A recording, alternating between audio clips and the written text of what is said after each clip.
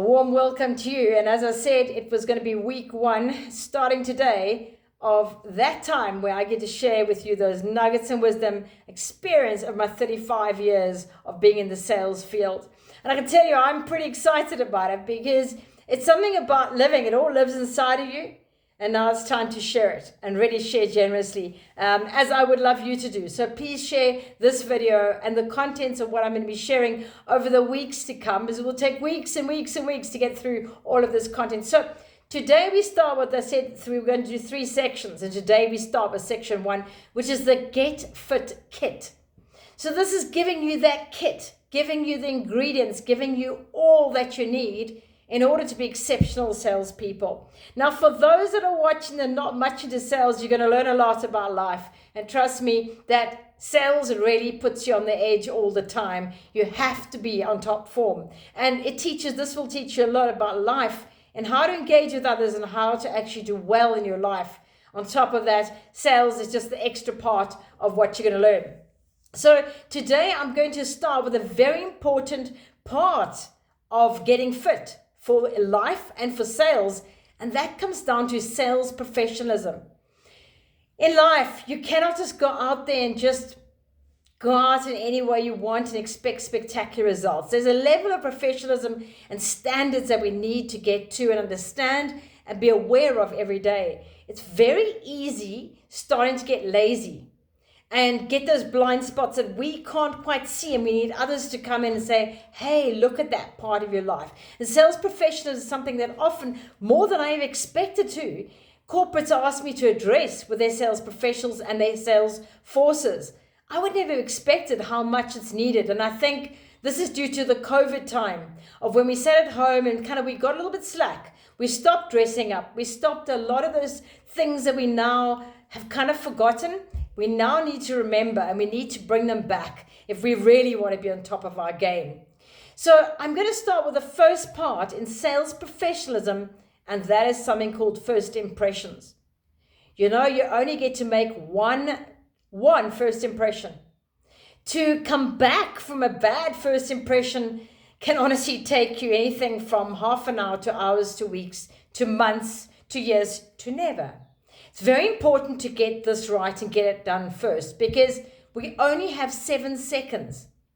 7 seconds in order to truly make a first good impression and also be able to engage with another person effectively. You fumble here, it kind of can go pear-shaped, and you actually can lose your way. You can feel completely unrattled. I don't know if you felt that. Have you felt that? I've done it. I've fallen flat on my face, egg on my face, and it's very difficult to come back from that. So let's start about the way we dress. Now today I could have worn a jacket like last time, but I thought, let's try a work shirt and, a jersey, whatever you call it, cardigan your side. And let's try this out. Because I need to dress, as always, appropriately. We all do. And we always dress one up from whoever's watching. Now, you could be watching anywhere in the world, your PJs, I don't know how you're looking on the other side of watching the video, but it's very important the way that we represent ourselves and the way that we dress. Now, in sales, we see that dress code has kind of got a little bit down from where it used to be. Men used to wear seriously suits, ties, the whole lot. Women would wear a skirt often above their knees and a very tidy jacket and really, really come out looking like they're almost going to the horse races rather than even going to work. So the dress code has dropped, but always remember, dress appropriately. You aren't exactly going to go and set an engine to mechanics and dress up to the nines. No, wear a tuxedo. Hell no. They'll think, what the heck's going on here? Well, I worked for a time in veterinary. In veterinary practice, so many of the vets are wearing very, very casual clothes, or they're wearing some form of scrubs. Now, you're not going to go in there also totally overdoing it, because you're going to miss the mark. So watch how you dress, and always dress one up. Watch the culture of the company, the culture of the people you're working with. And that is a very important thing to remember. How do we greet? Well, it's very important that we greet appropriately. Does the person want you to call them Sir, Mr., Mrs., or their title doctor, whatever it might be, or do they prefer their name? Be very careful of if somebody's sensitive about a certain way of calling their name, quickly address it, apologize, and address them in the way they want to be addressed. Make a note of that and make sure you don't repeat that again. Very important, the way that we greet people, and not how's it. It would be hello, good morning, hi, if you're in a more casual note, but really respectfully again, be very careful. Sometimes it's very important sometimes to bring in something when we greet, and something like a handshake. In a physical setting, we might have a handshake. Make sure it's firm, not this loose floppy fish. It feels terrible, and people think you're very iffy, you don't have confidence, they don't really want to work with you. So otherwise, you might bow slightly, whatever your culture is, or it might be even a fist pump. I do that a lot online. I fist pump to say to you, acknowledge me, say hi, give me a high five, whatever it might be online, or it might be in a physical realm. Remember how to greet. The other part is how we carry ourselves. Now, I often see people slumping and they're looking very tired and very drab. There's nothing worse than actually meeting somebody and really actually wanting to engage and carry on that conversation when they really look like they're not really wanting to be there, and they're kind of looking energetically flat, and they're lacking confidence, they're lacking that kind of energy. They're walking crisp, fresh, head held high, and really just the breastbone up, and really with a good positive smile. You don't be grinning like completely scaring the people, but just the way we carry ourselves, the way we walk. We don't walk with this arrogant strut. We just walk in a very comfortable yet professional kind of manner. As I've already said, handshake is important, eye contact. Very important to keep eye contact. Remember culture. If it's not the correct culture, we might just slightly bend down without intimidating. Some people find it very intimidating if you look straight into their eyes. So really watch that, and especially when you're working in a room, you're presenting in a corporate environment. We say it's almost like you got a nice beautiful bottle of wine, and you generously want to go and can that in the room to everybody in the room, giving everyone equal attention with your eye contact. Very important in that part as well. And the other thing is looking clean and neat. Iron those clothes. Make sure there are not stains left from before.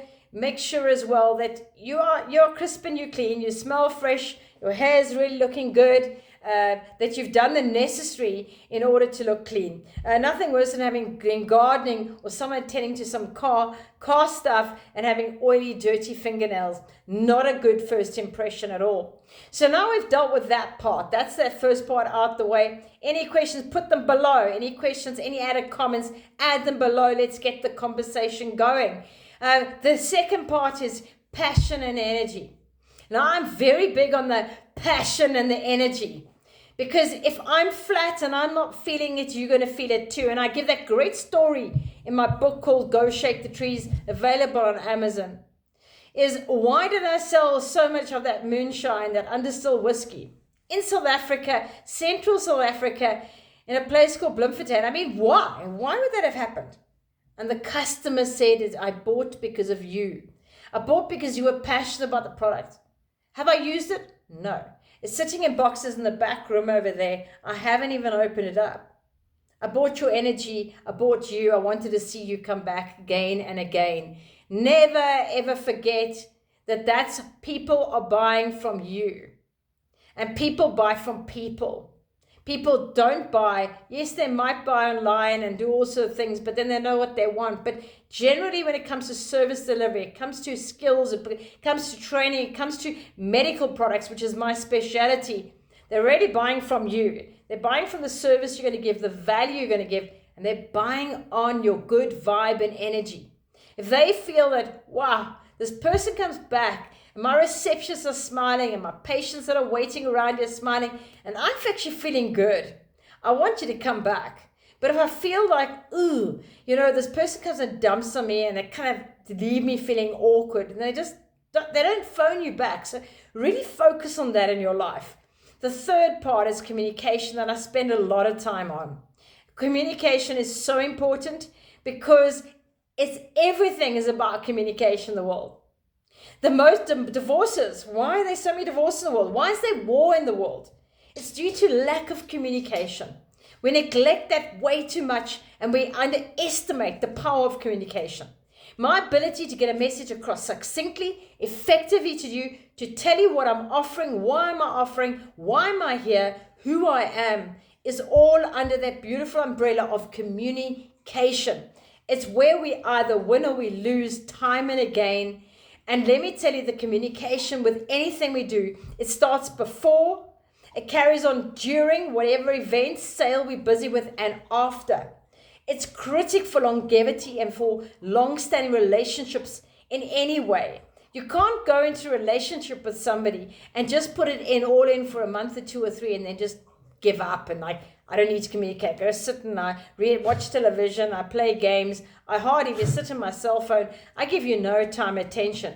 It's all about communication and effective communication. How do you structure your communication? Whether it's on a telephone, whether it's an email, whether it's a WhatsApp, whatever it is, whether it's on social media, the way you come across in the world, in your website. How effective? We'll go through that at some stage. I'll come back and I'll do a special session just on communication. That the very important part is etiquette. Your manners and magic words. Now, etiquette is exactly how I behave, how I come across. If I'm chewing gum like this, doesn't look very good.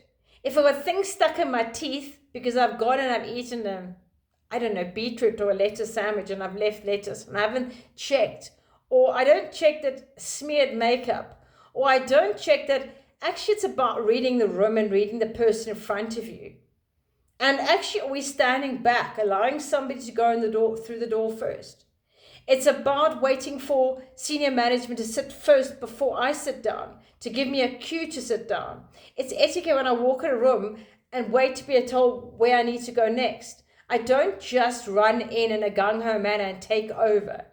I actually read the room and I assess my behavior and I accommodate accordingly. And that is a very important thing. And the other one is the magic words. I think too many people have forgotten magic words. It's something I bring up quite a lot. What are the magic words? Write them down in the comment below. And hopefully you're going to catch me before I get to them.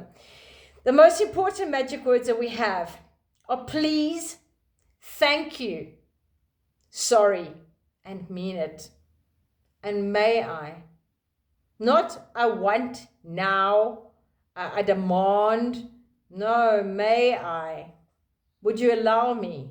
Those are the correct words, and words are more important thing and actually go into that communication too. The next one comes down to time management. Now, everything's about time. We're running on time, right? And life revolves around time. You don't want to waste people's time. In the corporate environment, you normally have 15 minutes, and a good presentation maybe 30 minutes. Now, how are you going to structure it? Organize it, look like you're organized. You come in, if something happens and you fall a little bit off center, you have a plan B. Always a plan B there inside. But time, be there prepared and be there early. No matter what. Sit in reception, get to know people around you, get comfortable. That helps you with your confidence levels. That's another thing so important. But always respect other people's time.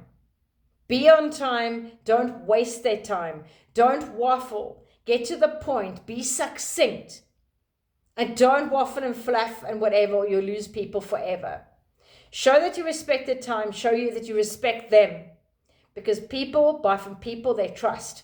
And people trust because you have earned the trust by showing respect, being on time, being organized, being structured, and getting this professionalism knocked down perfectly. Now, the 6th most important step is how to engage.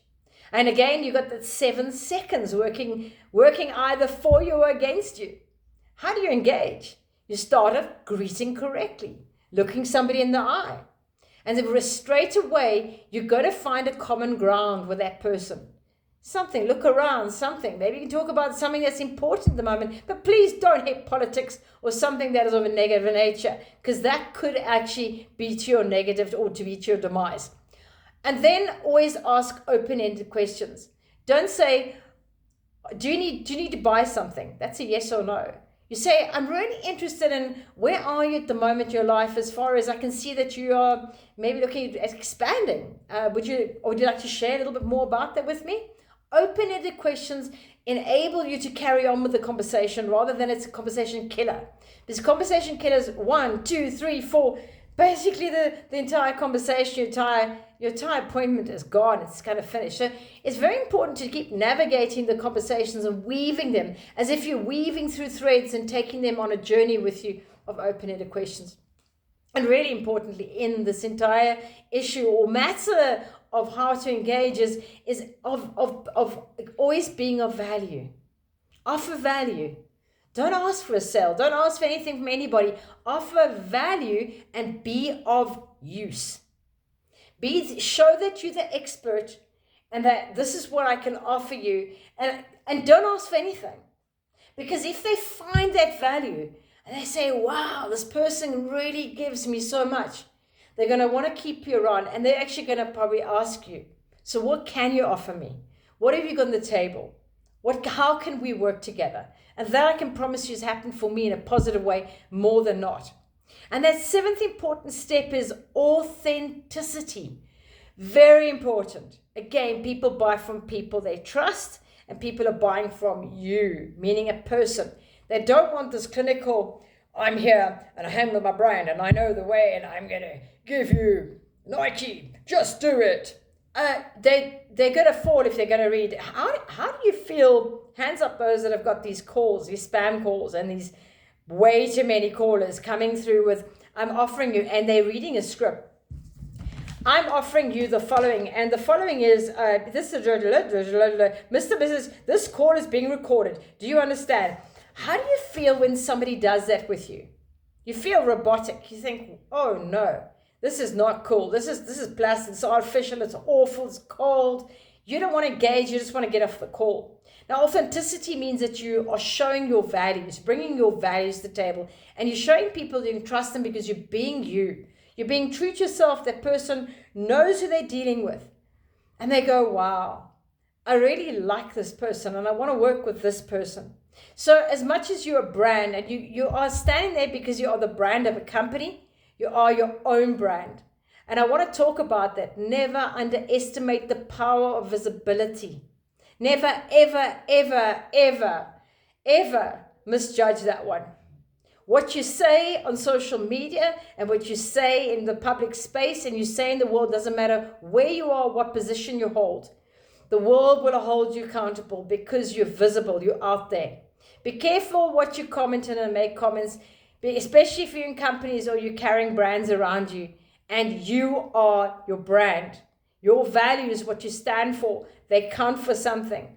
And if your values are out of kilter with the company you're standing with, it becomes quite an eyesore pretty quickly. And people want to know. The thing you very much often are trying to hide becomes like that glaring once ever advert about this pimple on someone's face that looked like this massive lobster that was doing this. And that is true to this. Be authentic. Be true to yourself and be a real human being. Don't be some robotic cold force. So I hope you've learned from that first part. That was the first section on Get Fit Kit. And that was the part on sales professionalism. We went through first impressions, passion and energy, communication, etiquette and manners, time management, how to engage, and authenticity. 7 steps I took you through today, just under 20 minutes. Please do share it generously with those you know.